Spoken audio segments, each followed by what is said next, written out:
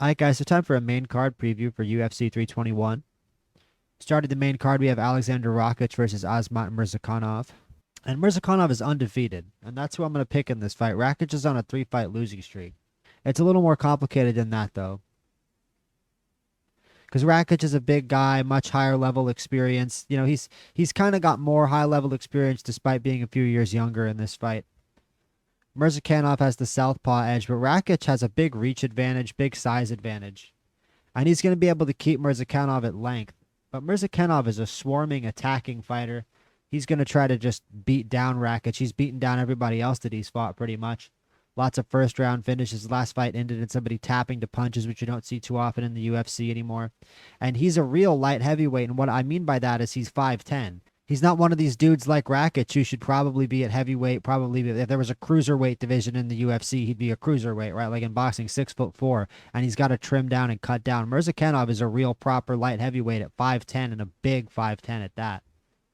What that really means is he's comfortable fighting in his own frame, and he's comfortable getting finishes in his own frame. And I think he's going to hunt a finish here against the bigger Rakic, and Rakic is going to have to keep him at range, and I honestly don't know if he can do that. Murzakanov is an aggressive striker, an unconventional striker. And like I said, is very comfortable with his own game plan and his own technique, even if that is a forward-moving and aggressive technique. And I would take him over an Alexander Rakic on a losing streak, as formidable of an opponent as he can be. Now, Volkov versus Almeida. Volkov is another guy who's got really big reach. Obviously standing 6'7". He's always a formidable figure when you see him in the octagon. But Jailton Almeida has a very clear grappling advantage in this fight. It might be tough with Volkov with those long limbs, but that's not really the kind of fighter that Volkov is.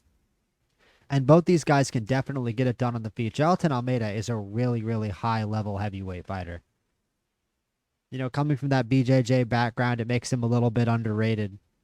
And I think it could get Almeida in trouble potentially, but it would serve Almeida to make sure that his striking is respected in this fight. And I think that Almeida can make Volkov respect his striking, certainly.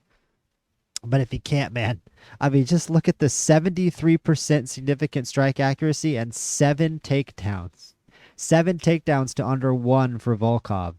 I think it shows just how respected Volkov is, given his size, given his reach, and given his pedigree as a UFC heavyweight, that this isn't a bigger underdog. He's a plus 175 underdog. I think it would be a little longer than that with Jailton Almeida's ability. And he's coming off victories over Alex Romanov and Sergey Spivak, Jailton Almeida. So it's a similar Eastern European lankier heavyweight in Alex Volkov, who he's facing now. It's a similar assignment to the two fights that he finished in the first round previously. So I've got Jailton Almeida in this fight. You might even, if you're a bettor, you might put a little money on Almeida in the first round because he's knocked out 2 Eastern European heavyweights in the first round in a row. Umar Nurmagomedov versus Mario Bautista. Mario Bautista is a great fighter. He's a really skilled boxer.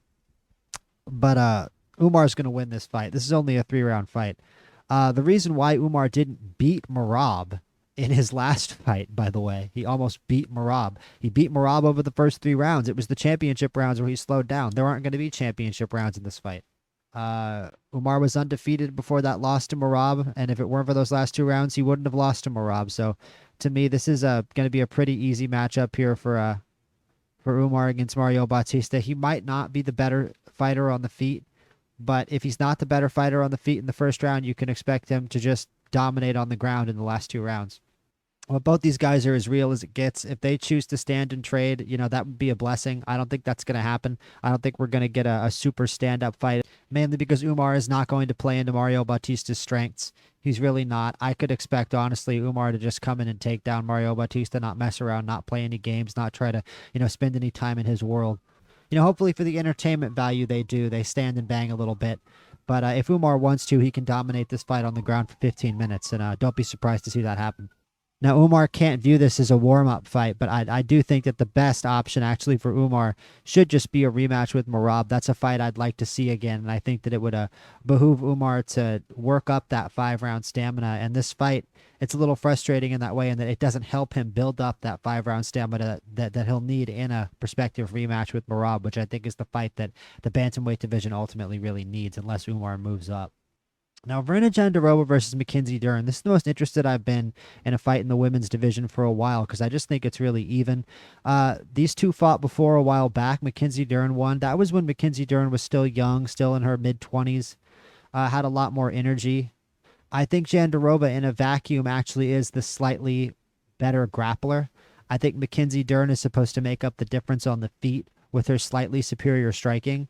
But I think that this fight is ultimately going to come down to the grappling over 5 rounds, and that Jandiroba is the slightly better grappler at this point in their respective careers. You know, it could be she's a little over the hill. It could be that Dern has physicality on her, but I just don't see it. I think this is a once in a career chance for Jandiroba to get the belt around her waist. It's an interesting title fight in that both of these women have never fought for a UFC title before at all, yet the belt is on the line. I believe Jandiroba is the interim champion, but she's never actually won the belt in a fight.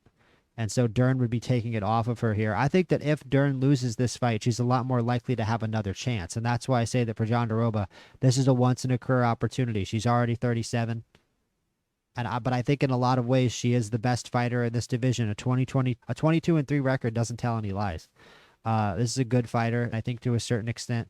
Mackenzie Dern is just more of what people expect out of a women's MMA fighter, and Jandiroba has the real skills, and I think you could tell that in the money line and in the betting line is more revealing than anything. But you know, Mackenzie Dern is very talented, very physical fighter. She has a lot of skills at her disposal. Don't be surprised to see a submission by either fighter in this fight. That's a very reasonable conclusion for one to draw here, especially with 5 rounds between these two to grapple. I've got Verna Jandiroba by decision, but again, don't be surprised to see a sub in this one. And Tom Aspinall, listen to me about Tom Aspinall. He better watch out in this fight. There are easier fights. Cyril Gane can sleep you, man. Cyril Gane can hit you, and you do not wake up. This is still a heavyweight title fight. And for all the hands that Tom Aspinall has, which, oh boy, does he have hands. Cyril Gane has hands too. Now, he might not have that magic quick twitch speed that Tom Aspinall has, but he can hit you hard and fast. He is a legit UFC heavyweight. This is a legit UFC heavyweight fight as much as this division gets disrespected. Tom Aspinall has unbelievable natural speed. He could be a world championship level boxer if he put his mind to it. I have no doubt. He's one of the most technically gifted combat sports athletes on the planet, potentially, eventually, one day of all time. There's a reason why Jon Jones didn't want to fight him. But it's true that most of the fame that Tom Aspinall has garnered has been in this past year or so in this beef with Jon Jones. And most people outside of the UK, especially who were in his corner, who were banging the Tom Aspinall drum, have never seen him fight before. I'm telling you, not once. This will be their first time watching a fighter they're a supposed fan of fight. But, I mean, there's a lot to see. Tom Aspinall is an incredible fighter, like I said. I think he's going to knock out Cyril Gane. One of these guys is going to knock the other one out. My money would be on Tom Aspinall to knock out Cyril Gane, of course. He's faster. He's a better finisher. He's a way more elite finisher. That's how he got to where he is.